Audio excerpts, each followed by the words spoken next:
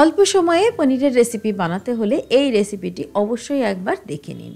এই রেসিপিটি বানানোর জন্য আমি নিয়েছি পনির, আর পনিরের মধ্যে দিয়ে দিলাম নুন, আদা বাটা, রসুন বাটা, জল ঝরানো টক দই, জিরে গুঁড়ো, ধনে গুঁড়ো, আর দিয়ে দিয়েছি কাশ্মীরি রেড চিলি পাউডার আর লঙ্কা গুঁড়ো, গোলমরিচের গুঁড়ো দিয়ে চাট মশলা আর কসুরি মেথি, আর এর মধ্যে একটু সাদা তেল দিয়ে ভালো করে মেখে 5 মিনিট মতো রেখে দেব।